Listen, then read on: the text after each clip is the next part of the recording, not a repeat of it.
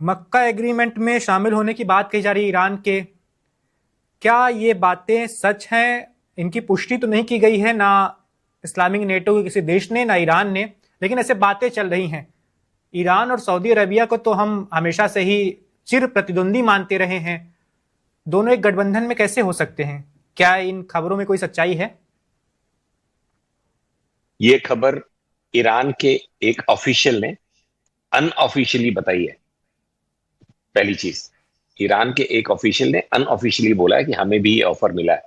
इस तरह की बात हमने बांग्लादेश और सीरिया के बारे में भी सुनी कि मक्का डिफेंस पैक्ट में इन दोनों को भी ऑफर दिया गया है। रियलिटी ये है कि अभी भी जो तीन ओरिजिनल सिग्नेटरीज हैं इस पैक्ट के, उन्होंने इतनी हिम्मत नहीं दिखाई है कि इस पैक्ट को पब्लिक डोमेन में पब्लिश कर दें कि इस पैक्ट के अंतर्गत क्या क्या कवर होता है, क्या क्या क्लॉजेस हैं। अभी तक किसी भी प्लेटफॉर्म पे ना सऊदी, ना पाकिस्तान और ना ही तुर्की ने इस पैक्ट की डिटेल्स को पब्लिश किया है। तो अब जब हम पैक्ट को ही नहीं जानते हैं तो इसमें नए तौर पे क्या सीरिया, बांग्लादेश या अब ईरान आएगा, ये थोड़ा सा वाइल्ड थॉट है। लेकिन क्या ये इम्पॉसिबल है? नहीं। आप इस बात को समझे कि जब एंटी जर्निज्म एंड ग्लोबलाइज इंतफादा की तरह के आइडियोलॉजीज प्रिवेल करते हैं, तो अमेरिका और इसराइल के खिलाफ इन सारे देशों का एक ही कॉमन रक्त चरित्र है। वो एक साथ हो सकते हैं लड़ाई के दरमियान भी। जैसे ही आप इसराइल ज्यूज को या अमेरिका को हटा देंगे, ये आपस में लड़ सकते हैं। लेकिन जैसे ही अमेरिका या इसराइल आएगा, ये बहुत पॉसिबल होता है कि ये फिर से यूनाइट हो जाए। आज जब हम आपसे बात कर रहे हैं, उस वक्त स्टेल्थ मिशन में पाकिस्तान का आर्मी चीफ तेहरान में है with a high power delegation. Now कल ओमान का एक डेलीगेशन गया हुआ था। हफ्ते पहले हमें कंफर्म्ड इंफॉर्मेशन है कि कई जहाज तेहरान में लैंड किए और इसके बारे में कयास लगाए जा रहे हैं कि उसमें बड़ी मात्रा में कैश या सोना तेहरान के पास ट्रांसफर किया गया था, क्योंकि ये डी डे इकोनॉमिक सैंक्शंस की बातें चल रही थी। तो ये सारे देश जो on the surface United states के मिलिट्री बेसिस को लेकर वहां पे बैठे हुए हैं, ये अंदर ही अंदर ये जानते हैं कि ट्रंप के जाने के बाद अगर ग्लोबल ऑर्डर में कुछ मेजर चेंजेस आएंगे तो हो सकता है ईरान फिर से यहां एक डोमिनेंट पावर हो जाए। और इस वजह से इसराइल को लेके हमें ईरान के खिलाफ बहुत बोल्ड एक्शन नहीं लेना चाहिए। कहीं ना कहीं सॉफ्ट पेडलिंग बोलते हैं, वो करना चाहिए। एक तरफ तो ये, दूसरी तरफ ईरान ने, मैं सारे पैनलिस्ट को बोलने की पूरी आजादी आजादी है आपके यहाँ, इसलिए उसको मैं काउंटर नहीं कर रहा। ऑब्जेक्टिव एनालिसिस होनी चाहिए, क्योंकि हम थर्ड पार्टी हैं। हम भावावेश में किसी एक टीम की एनालिसिस करते समय या महिमा मंडन करते समय दूसरे के पावर्स को ओवरलुक नहीं कर सकते। एक रियलिटी है कि आज की स्थिति में ईरान की इकोनॉमी बर्बादी की तरफ है। जज्बा पूरा है, लेकिन इकोनॉमी बर्बादी की तरफ है।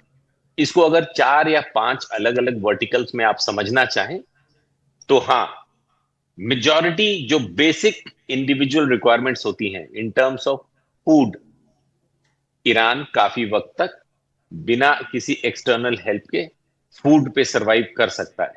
बार्टर परमिट कर दे, बिना पैसे के फूड ले लो, या जो लैंड लॉक्ड कंट्रीज उनके सपोर्ट में आ जाए, कुछ खाने का सामान भेज सकते हैं। जो यूएसएसआर के समय तो ये लैंड कनेक्टेड थे, अभी रशिया इनसे लैंड कनेक्टेड नहीं है, कैस्पियन है, और एक ट्रेन रूट टू चाइना, वहां से कुछ इनको मिलता है। दूसरा, मेडिकल एड। बहुत सी एजेंसीज दुनिया भर की इस बात पे नहीं मानेंगी कि मेडिकल एड रोक दिया जाए। तो फूड हो गया, मेडिकल हो गया, इलेक्ट्रॉनिक, साइंस, एनर्जी, इसमें इनका कोई एसओएस नहीं होगा। अगर डी डे में बोला जाएगा कि ये सारी चीजों का भी कोई आदान प्रदान ईरान के अंदर और बाहर से नहीं करना है, तो इससे आईआरजीसी की सत्ता को कोई फर्क पड़ेगा? I really don't think so. तो इकोनॉमी चूंकि एक वर्चुअल चीज है जिसमें डॉलर है कि क्रिप्टो करेंसी है कि अपना इनका कोई करेंसी निकाल दिया नया, या चिट पे कुछ दिन काम कर लिया 2-4 साल, इकोनॉमी में पैसे का जो वैल्यू है नोशनल होता है। फैक्ट है कि जो फिजिकल सामान चाहिए इंसान को जिंदा रहने के लिए, वो सामान ईरान के पास अभी होगा। और जिस तरह से वो चारों तरफ से देशों से घिरे हुए हैं, ह्यूमैनिटेरियन ग्राउंड पे उन सामानों को कोई नहीं रोक पाएगा। अमेरिका भी। तो अमेरिका ये इकोनॉमिक सैंक्शन लगा रहा है सिर्फ इनकी मिलिट्री हार्डवेयर, इनके प्रॉक्सी सपोर्ट, इनके एटॉमिक एंड मिसाइल प्रोग्राम, ये 4 फोकस चीजों को कर्ब करने के लिए। कोई भी साइंस एंड टेक्नोलॉजी का ट्रांसफर, कोई भी एनरिचमेंट का ट्रांसफर, कोई भी डेवलपमेंट इन दीज 4 एरियाज का किसी भी किस्म का आवाजाही ईरान से रोकना, और इसके लिए जो पैसे चाहिए, करेंसी, उसको रोकने की कोशिश। फ्रोजन एसेट्स फ्रोजन रहेंगे, कुछ और एसेट्स को अगर हम फ्रीज कर सकते हैं, और किसी किस्म का करेंसी चेंज ओवर नहीं। और ये मंशा के साथ अभी जब 3-4 घंटे में डिक्लेरेशन आ जाएगा तो हमें इसके रिस्पॉन्सेस देखने पड़ेंगे, जैसा हमने पहले बोला। रह गई बात ईरान की तरफ से, आप इस बात को समझें कि उनको समझने, ईरान को पिछले 50 सालों के दरमियान समझने के लिए हमको ऑब्जेक्टिवली देखना पड़ेगा कि खमैनी साहब, with due regard, he was a very loved person, दुनिया में उनका रुतबा था। और ठीक कह रहे हैं रजा साहब, बहुत ही ग्राउंडेड लीडर थे। जमीन पे सोते हुए फोटो मैंने बचपन में देखी थी उनकी, जमीन पे, ईरान का रिलीजियस हेड जमीन पे सोते हुए फोटो मुझे याद है, मैंने देखी थी कहीं, मैं काफी पुरानी बात कर रहा हूं। उस किस्म का लीडरशिप वैल्यू था, इसीलिए बड़े ऑनरेबल माने जाते थे। लेकिन 79-78 में जब उन्होंने अपदस्थ किया था एग्जिस्टिंग रजा के फोर फादर्स को, उस समय उनको यह पता था कि ईरान इतना लिबरेट हो चुका था कि इनकी ये जो दमनकारी सत्ता, जिसमें एक खास वर्ग के, समाज के एक खास वर्ग को बहुत डिक्टेटोरियल तरीके से कंट्रोल करने की व्यवस्था थी, कि नकाब, शरिया, बुर्का, पब्लिक प्लेस में बिहेवियर, ये चीजों के लिए उनको ये पता था कि इंटरनल रेसिस्टेंस होगा। और यही था जेनेसिस आईआरजीसी का। आईआरजीसी सेना नहीं थी, इस्लामिक रिवॉल्यूशन गार्ड कोर। जो इस्लामिक रिवॉल्यूशन हुआ वेस्टर्नाइजेशन ऑफ ईरान के खिलाफ खमैनी साहब के समय में, उस रिवॉल्यूशन को गार्ड करने के लिए यह टीम बनाई गई थी। इनको पता था कि इंटरनल अपराइजिंग्स होंगी, तो इस्लामिक रिवॉल्यूशन गार्ड कोर, इस रिवॉल्यूशन को बचाने के लिए, उसके लीडर्स को बचाने के लिए आईआरजीसी की स्थापना हुई। इसमें हमारे और आपके मतभेद नहीं हो सकते, ये रियलिटी है। और धीरे धीरे करके इन्होंने सेना को, एयरफोर्स, आर्मी, नेवी को ओवर पावर किया। फिर भी लगा कि अभी भी स्कोप बचा है कि शहरों में, प्रोविंसेस में लोग अपराइजिंग कर सकते हैं, तो इन्होंने बसित की संरचना की। बसित जैसे एक लोकल वॉलंटरी फोर्स है। आप अगर बसित में शामिल होना चाहते हैं तेहरान में, तो आप, एक चैनल है जिसके थ्रू आपको आर्म कर दिया जाएगा, आप उस आर्म का इस्तेमाल करेंगे अपने इलाके में किसी भी ऐसे अपराइजिंग को जो कि खमैनी साहब की सत्ता के खिलाफ हो सकती है, उसको क्रश करने के लिए। तो बसित इज लाइक दैट। जो एमएचए के अंडर में हमारी सीआरपीएफ, एमएचए के सीएपीएफ होती हैं, सेंट्रल आर्म पैरामिलिट्री फोर्सेस, वैसा नहीं है, वॉलंटरी फोर्स है। तो ये दोनों फोर्सेस मिला के इन्होंने किसी तरह अपने पूरे देश को 4 दशकों से 5 दशकों से एक खास तरीके से रेगुलेट किया। ईरानियंस बड़े सीधे लोग होते हैं, उन्होंने इसको सबमिट कर लिया कि ठीक है, हम ऐसे ही जी लेंगे, ऐसे ही खुश हैं। यस, लेडीज ने, वहां हमारी एक बड़ी खास फ्रेंड है तेहरान की, वो अच्छा खासा पोस्ट ग्रेजुएशन पीएचडी, और वो बताती हैं वैसी ही पिक्चर जैसा कि आपके को पैनल बता रहे हैं, और सही बता रहे हैं। लेकिन क्या यही ईरानियंस जब अमेरिका में पब में, नाइट क्लब्स में जाते हैं, यहां के एलीट ईरानियंस के बच्चों की बात कर रहा हूं, तो क्या उनकी ये ट्रेनिंग खत्म हो जाती है, या उनके अंदर वो एक एम्बिशंस होते हैं वेस्टर्न कल्चर का? सही गलत की बात नहीं हो रही, उसको ये क्रश कर देते हैं? नहीं। इसी वजह से इस साल जनवरी में जो अचानक से एक मेजर अपराइजिंग हुई, जिसको खमैनी साहब के फोर्सेस ने, आईआरजीसी इन स्पेसिफिक, ने रूथलेसली, ब्रूटल तरीके से क्रश किया। अब वो 50,000 लोग मारे या 60,000 मारे या 5,000 मारे, डज नॉट मैटर। फैक्ट है कि ईरान की फोर्सेस ने ईरान की जनता को खुलेआम बुचर किया जनवरी में। इसको कोई डिनाई नहीं कर सकता, दुनिया की कोई एजेंसी। नंबर्स में डिफरेंस हो सकता है कि नहीं जी, सिर्फ 5-10 हजार लोग मरे थे। ट्रंप बार बार कह रहे हैं 50,000 से 60,000। वेस्टर्न मीडिया का एक अलग एनालिसिस है, अल जजीरा का एक अलग एनालिसिस है। We can talk about the numbers of people died, लेकिन क्या मारे नहीं अपने लोगों को? क्या अभी पिछले 3 महीनों में इन्होंने, आईआरजीसी के एक फैक्शन ने कुछ यंगस्टर्स को वहां सरेआम फांसी नहीं दी अंदर घुस के? क्यों? क्योंकि जनवरी में उन्होंने अपने ही लोगों को छिपाने की कोशिश की थी जब उनको एग्जीक्यूट किया जा रहा। तो इस तरह की एक्टिविटीज एक खास ग्रुप ईरान का करता है, लेकिन अनफॉर्चुनेटली वही ग्रुप वहां पे डोमिनेंट है।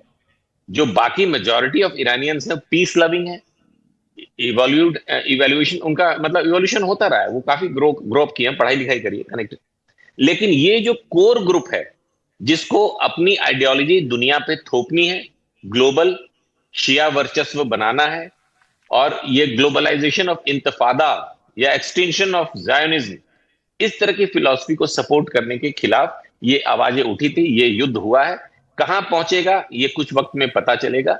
ईरान की हालत आज की तारीख में मिलिट्री डिग्रेडेशन काफी हुआ पड़ा है, और इकोनॉमिक डिग्रेडेशन भी ठीक ठाक सा हुआ है। आज के बाद उसके और ज्यादा बढ़ने के चांसेस हैं। क्या इससे अमेरिकन एक्शन जस्टिफाई होता है? Not at all. अमेरिका का कोई बिजनेस नहीं है किसी तीसरे कंट्री में जाके वहां की इंटरनल, अगर इतना ही करना था तो आप उस समय पैदा नहीं हुए होंगे। टियाननमेन स्क्वायर में चाइना में, सेंट्रल चाइना में छात्रों के ऊपर आर्मी ने टैंक्स चला दिए थे।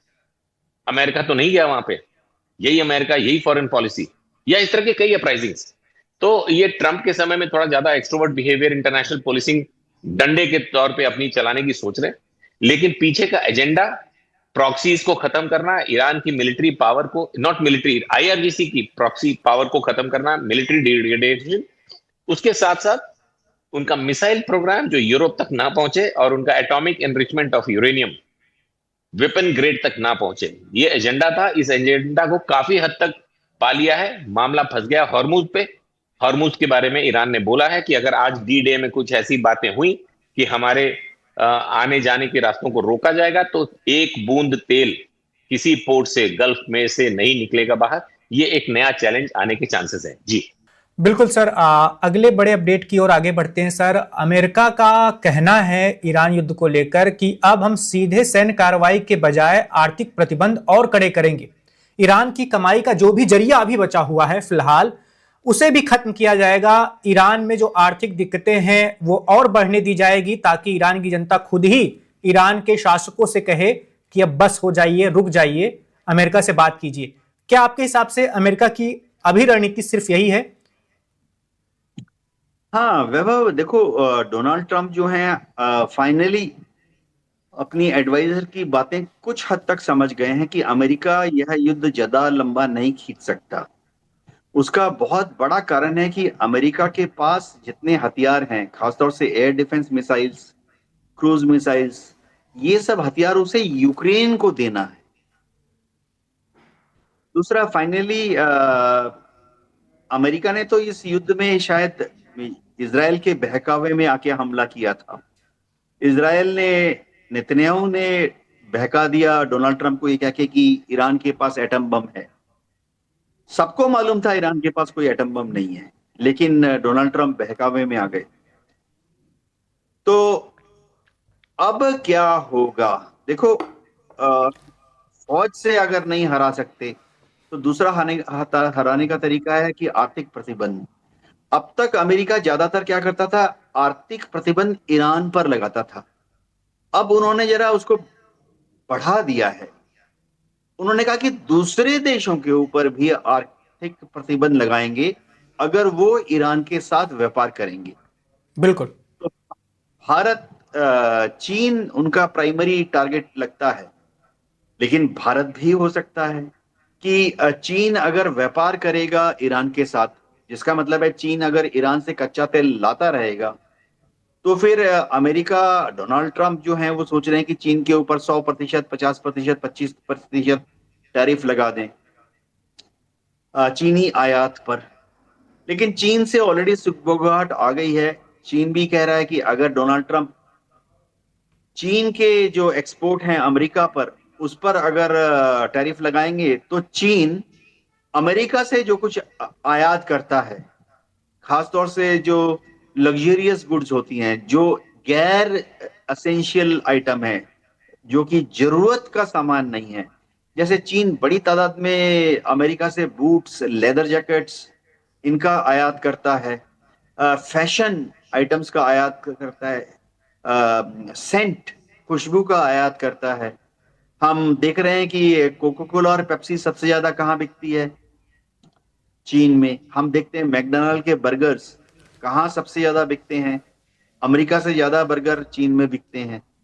तो चीन कह रहा है कि वो इस तरह के अमेरिकन वस्तुओं पर, चाहे वो गुड्स हो या सर्विसेज हो, चीन भी काउंटर टैरिफ लगा देगा। अभी तो एक और लेख आ गया है चीन से, जो कि ये कह रहा है कि अगर अमेरिका ने दबाव ज्यादा डाला तो फिर चीन रेयर अर्थ मिनरल्स जो हैं उनका एक्सपोर्ट अमेरिका को कुछ समय के लिए बंद कर देगा। जाहिर बात है, दुनिया के 70% रेयर अर्थ मिनरल्स पर चीन का ही दबदबा है। और अगर अमेरिका के पास स्टॉक है, स्ट्रेटेजिक रिजर्व वो मेंटेन करते हैं अगले 1-2 साल की requirement of rare earth minerals का जो। लेकिन अगर चीन ने वाकई रोक दिया तो अमेरिका फिर 1 या 2 साल के अंदर ही दुविधा में पड़ जाएगा, क्योंकि रेयर अर्थ मिनरल्स का इस्तेमाल करना पड़ रहा है इलेक्ट्रॉनिक सर्किट्स में चिप्स बनाने के लिए।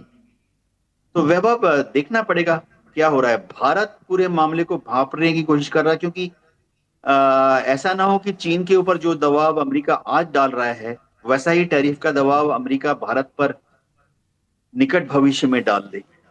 जी बिल्कुल सर, अगले सवाल की ओर आगे बढ़ते हैं। एक चैनल है सर इजराइल का, उसको इंटरव्यू दिया है नेतन्याहू ने, और उन्होंने दावा किया है कि उनके एक बेटे को मारने की कोशिश की गई है ईरान के द्वारा। ईरान लगातार नेतन्याहू हो, ट्रंप हो या उनके परिवार के लोगों को मारने की बात कहता रहा है, इनाम घोषित करता रहा है बकायदा। लेकिन क्या सच में ऐसी कोई कोशिश ईरान ने की होगी? क्या उसको इसका परिणाम अंजाम नहीं पता है? हाँ वैभव जी, ये जो बयान आया है इजराइल से नेतन्याहू के बेटे के, ये काफी अद्भुत बयान है, हास्यास्पद भी है। क्या इजराइल भूल जाता है कि जब उन्होंने 28 फरवरी को आयतुल्लाह खमीनी के घर में बम गिराए थे, एक नहीं दो नहीं, आंकलन है करीबन 8, तो उसमें तो आयतुल्लाह अली खमीनी की बहू, 2 ग्रैंड चिल्ड्रन, एक नेफ्यू मतलब भतीजा मारे गए थे, और करीबन 30 से ज्यादा दूसरे लोग आहत हुए थे। आयतुल्लाह अली खमीनी के खुद के परिवार, रिश्तेदार, दोस्त आहत हुए थे। तो ऐसे में नेतन्याहू को अपने एक बेटे की चिंता हो रही है, बहुत ही हास्यास्पद चीज है। लेकिन वैभव जी, मैं आपको बताना चाहता हूं कि ईरान ने कभी भी ये पॉलिसी फॉलो नहीं की है, ना ऑफिशियली ना अनऑफिशियली, कि दुश्मन देश के किसी भी नेता को या उसके परिवार को या दुश्मन देश के किसी डिप्लोमेट को या दुश्मन देश के जनरल को, दुश्मन देश बोला तो अमेरिका और इजराइल, या दुश्मन देश के किसी साइंटिस्ट को ईरान कभी नहीं नुकसान पहुंचाता है। देखिए वैभव, ये समझना पड़ेगा कि ये एक घटिया चीज मानी जाती है। हमारे कल्चर में भी फौज के बीच में लड़ाई होती है, हजारों साल से हमारे यहाँ पर सभ्यता रही है। ईरान की भी हजारों साल पुरानी सभ्यता है कि दुश्मन के फौज से लड़ाई करते हैं, दुश्मन के सेनापति से लड़ाई करते हैं, दुश्मन के राजा से लड़ाई करते हैं, दुश्मन के परिवार के से लड़ाई नहीं करते हैं। भारतीय 1000 साल के इतिहास में अगर आप देखें, आपको सैकड़ों ऐसे वो मिलेंगे एग्जाम्पल, जहां दुश्मन के हराने के बाद दुश्मन के पूरे परिवार को संरक्षण दी गई थी, उनको सम्मान और इज्जत के साथ रखा गया था। ईरान में भी ऐसा ही है। देखिए, ये सारे अमेरिकन हैं, ये गल्फ कंट्रीज में किलबिल करते रहते हैं, बतौर इंजीनियर, बतौर साइंटिस्ट, बतौर आर्म फोर्सेस एडवाइजर्स, बतौर टूरिस्ट, बतौर फाइनेंशियल एडवाइजर्स। तो ईरान को अगर, जैसे मोसाद करती है कि ईरान के जनरल्स को मार डालती है कहीं पर, मोसाद करती है कि ईरान के न्यूक्लियर साइंटिस्ट को मार डालती है कहीं पर, अगर ईरान ऐसा ही करना चाहता तो पिछले 10 साल में, 5 साल में, 2 साल में, युद्ध लड़ने के पहले और 1 मार्च के बाद तो कितने बार ईरान अपने एजेंट्स को भेज के गल्फ कंट्रीज में ही दर्जनों अमेरिकन को मार सकता था, दर्जनों इसराइलीज को मार सकता था। लेकिन ये कल्चर, ऐसा व्यवहार ईरान में ऑफिशियली अनऑफिशियली नहीं है। तो नेतन्याहू जो कह रहे हैं, ये शायद वो अभी अक्टूबर में इलेक्शन है ना, तो अपने को सहानुभूति वोट बटोरने के लिए ऐसा कह रहे हैं। जी बिल्कुल। और इसकी वजह ये भी हो सकती है सर कि नेतन्याहू के परिवार की सुरक्षा के नाम पर करोड़ों रुपए खर्च किए जाते हैं इजराइल में और उसका विरोध भी होता है काफी। तो क्या पता नेतन्याहू इसके जरिए उस सुरक्षा को सही ठहराने का प्रयास कर रहे हो कि देखो जरूरी है क्योंकि उन पर खतरा भी है। हाँ, डेफिनेटली वैभव जी, होता क्या है कि जितने भी डेमोक्रेसीज हैं और जैसे अमेरिका है, इजराइल है, ट्रांसपेरेंट डेमोक्रेसी है। टैक्स पेयर के पैसे को बहुत नजदीकी से देखा जाता है। भारत में भी ऐसा ही होता है। तो जैसे डोनाल्ड ट्रंप के सिक्योरिटी के लिए वहां पर स्पेशल फोर्सेस तैयार हैं, FBI और स्पेशल सिक्योरिटी फोर्स काम करती हैं। इजराइल में भी ऐसा है। भारत में भी एक प्राइम मिनिस्टर, प्रेसिडेंट, इनको प्रोटेक्शन देने के लिए एक स्पेशल ग्रुप होता है। तो वो खर्चे का ब्यौरा डेफिनेटली अंडर स्क्रूटिनी होता है। अब उस पे ज्यादा खर्चा क्या हो रहा है, क्या विरोधी पार्टियां उस पर एतराज कर रही हैं? अभी इजराइल में क्या हो रहा है कि जो विरोधी पार्टियां हैं, 5 मेन पार्टियां हैं, पांचों की पांचों बिखरी हुई हैं। और देखिए, अक्टूबर में अगर इलेक्शन है तो महज 1 महीना बाकी है, सितंबर का महीना ही मात्र बाकी है। पांचों विरोधी पार्टियां अभी तक एकजुट नहीं हो पाई हैं। तो अगर विरोधी दल एकजुट नहीं होंगे तो फिर से उनकी जो पार्लियामेंट है, नेसेट, उसमें फिर से लिकुद पार्टी ही सबसे बड़ी पार्टी बन जाएगी। वैसे बता दूं कि नेसेट में 120 सीटें होती हैं और नेतन्याहू की जो पार्टी है, लिकुद पार्टी, उसके उसमें से 34 लोग। तो 60 का आंकड़ा चाहिए सरकार बनाने के लिए। लेकिन बाकी जो 26 हैं वो नेतन्याहू ने इधर उधर से एक्सट्रीम राइट विंग ज्यू पार्टीज को पकड़ा हुआ है। बहुत ही कट्टरवादी पार्टियां होती हैं, एक्सट्रीम ज्यू, जो कि मुसलमानों को हेट करती है। उनकी मदद से वो चला रहे हैं अपनी सरकार। तो ठीक है जी। बिल्कुल सर, अगले सवाल की ओर आगे बढ़ते हैं सर। मक्का पैक्ट में शामिल होने की बात कही जा रही है ईरान के एक अधिकारी ने पिछले दिनों दावा किया था कि न्योता उन्हें भी मिला है, वो इस पर विचार भी कर रहे हैं, यानी ईरान के अधिकारी, IRGC के लोग। क्या सच में ऐसा कुछ हो रहा है या सिर्फ ये बढ़ चढ़कर किया गया एक दावा है ताकि दबाव बने अमेरिका पर और ज्यादा? वैभव जी, देखिए, ये ऐसी रिपोर्टें काफी आ रही हैं कि ईरान को भी मक्का एग्रीमेंट में ज्वाइन करने के लिए न्योता दिया गया है। इन दावों में कितनी सच्चाई है उसकी पुष्टि करना मुश्किल है। अब देखिए, ईरान में कुछ लोग कह रहे हैं हमें इनविटेशन मिला है, लेकिन ऐसे किसी गठबंधन का कोई स्ट्रेटेजिक फायदा तो है नहीं, क्योंकि तुर्की का दुश्मन कौन है? ग्रीस। सऊदी का दुश्मन कौन है? कोई भी दुश्मन नहीं है, मान लेते हैं ईरान। और पाकिस्तान का दुश्मन कौन है? कोई भी नहीं है। अफगानिस्तान से तो ठीक है, बॉर्डर में टेंशन है, लेकिन पाकिस्तान की असली दुश्मनी भारत। तो कॉमन एनिमी नहीं है। ईरान का दुश्मन कौन है? कोई भी नहीं है सिवाय अमेरिका के और इजराइल के।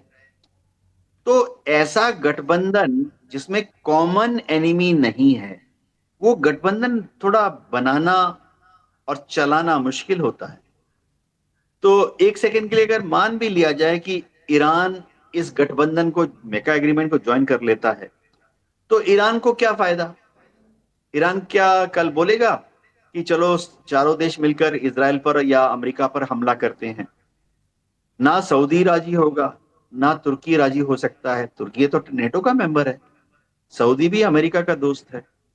सऊदी तो अभी अब्राहम अकॉर्ड साइन करने के लिए बहुत तत्पर है, बेचैन है इजराइल के साथ साइन करने के लिए। तो कोई क्लियर आइडेंटिफाइड कॉमन एनिमी नहीं है चारों देशों का। तो ईरान को जो इनवाइट दिया गया है वो ऐसा ही है जी। बिल्कुल सर। पिछले दिनों सर पाकिस्तान के जो सेना प्रमुख हैं आसिम मुनीर, उनका तेहरान का दौरा भी हुआ है। क्या अमेरिका की ओर से कुछ नए ऑफर भी दिए गए होंगे ईरान को समझौते को लेकर? ये दौरा किस लिए हुआ होगा? पाकिस्तान इस दौरे के जरिए, या वो ईरान से भी करीबी दिखाता है, अमेरिका से भी? पाकिस्तान अभी क्या सोच रहा है, वो क्या हासिल करना चाहता है? जी हाँ वैभव जी, इसमें कोई शक नहीं है कि जब आसिम मुनीर गए हैं ईरान, तो मामला तो थोड़ा बड़ा है, सीरियस भी है। और इसलिए भी सीरियस है क्योंकि अब प्रैक्टिकली आसिम मुनीर, उनका जो 27वां संविधान का अमेंडमेंट हुआ है पाकिस्तान में, उसके बाद Asim Munir practically de facto Pakistan के विदेश मंत्री हैं। आसिम जी। मुनीर पाकिस्तान के डिफेंस मिनिस्टर हैं। Asim Munir de facto prime minister भी हैं। तो ईरान गए हैं, एक चीज तो पक्की है कि किस तरह से ईरान और पाकिस्तान के बीच में जो रिश्ते हैं उनको स्टेबलाइज किया जाए, फ्रेंडली रखा जाए। क्योंकि ईरान भी चाहेगा कि कम से कम उसका एक पड़ोसी मुल्क पाकिस्तान, उसके साथ टेंशन ना हो। बाकी तो सबके साथ टेंशन है ही, चाहे आप इराक से शुरू कर लीजिए, सारे गल्फ कंट्रीज, सबके साथ ईरान का टेंशन चल रहा है। तो ईरान भी चाहेगा कि कम से कम पाकिस्तान के साथ बॉर्डर, लंबी बॉर्डर है ईरान का, सिस्तान प्रांत पाकिस्तान के बलूचिस्तान प्रांत से लगता है, वो स्टेबल रहे, शांत रहे।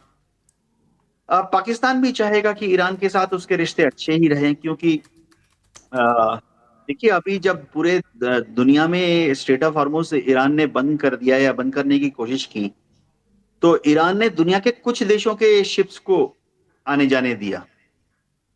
स्ट्रेट ऑफ हॉर्मुज से जाओ, बिना रोक टोक के जाओ।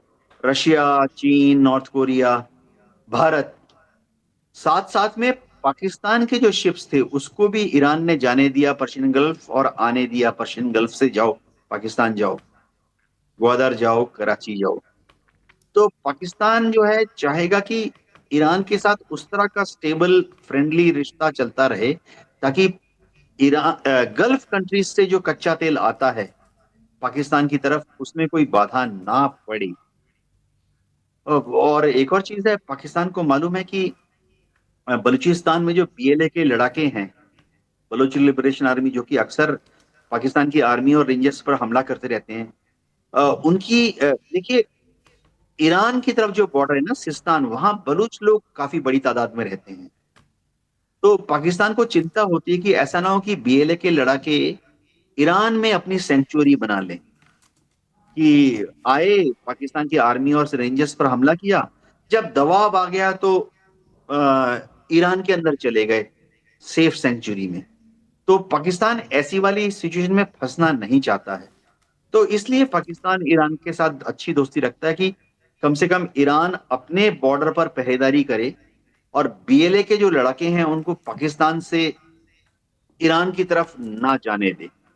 जी बिल्कुल सर। अब भारत से जुड़े सवालों पर भी आ जाते हैं सर। बीते दिनों एक डॉक्यूमेंट्री आती है डिस्कवरी पर, डिक्लासिफाइड ऑपरेशन सिंदूर।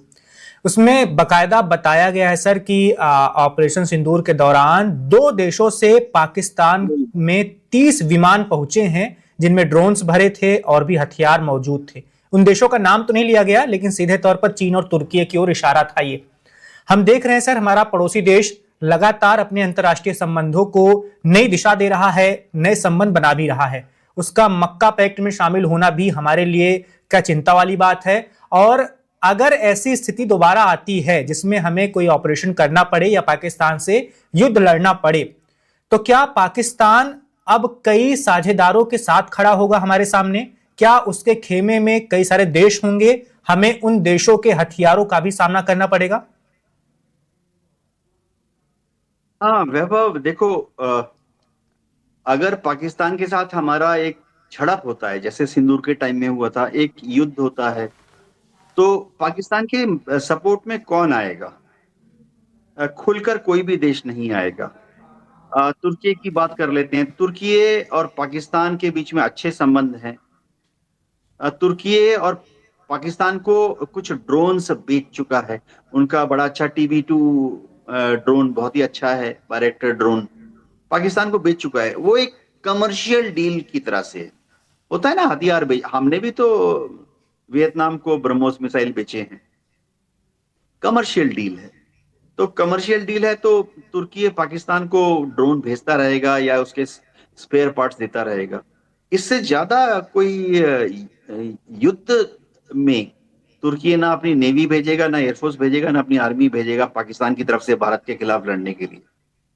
अब सऊदी अरेबिया है, क्या सऊदी अरेबिया भारत के साथ युद्ध लड़ेगा? सवाल ही नहीं उठता। सऊदी अरेबिया के साथ तो भारत के बेस्ट सल्यूशन ताल्लुकात हैं। मोदी जी जब भी जाते हैं तो MBS मोहम्मद बिन सुल्तान से गले मिलते हैं। लाखों की तादाद में इंडियंस जो हैं सऊदी में काम कर रहे हैं, उनको अच्छा माना जाता है। इतना अच्छा माना जाता है कि सऊदी में जो पाकिस्तानी और बांग्लादेशी काम कर रहे हैं वो आम जब घूमते ना रास्ते में तो अपने को इंडियन ही बताते हैं। इंडियंस की इतनी अच्छी रेपुटेशन है वहां पर। सऊदी और इंडिया का तो ट्रेड भी अच्छा है, करीबन $30 बिलियन, $40 बिलियन। सबसे बड़ी बात है कि सऊदी ने एक ग्रैंड प्रोजेक्ट बनाया है जिसके तहत वो $100 बिलियन का इन्वेस्टमेंट भारत में कर रहे हैं इंफ्रास्ट्रक्चर प्रोजेक्ट्स में। तो सऊदी कभी भी भारत के खिलाफ अपनी आर्मी नेवी एयरफोर्स को नहीं भेजेगा। हाँ, चुपके से। अब पाकिस्तान गरीब मुल्क है, सऊदी के पास बहुत पेट्रो डॉलर्स है। पर्दे के पीछे से सऊदी पाकिस्तान को थोड़ा आर्थिक मदद दे सकता है कि ये ले लो $500 मिलियन, खुश रहो। लेकिन उस पैसे से पाकिस्तान उस वक्त युद्ध के समय से क्या खरीदेगा? आप औचक कहीं से भी टैंक तो हवाई जहाज नहीं खरीद सकते हैं। तो अगर सऊदी फटक से चुपके से $500 मिलियन दे भी देता है, चलो $1 बिलियन भी दे देता है पाकिस्तान को, तो उससे पाकिस्तान क्या खरीदेगा? पेट्रोल, डीजल, खाने का सामान, दवाइयां। Subscribe to One India and never miss an update. Download the One India app now.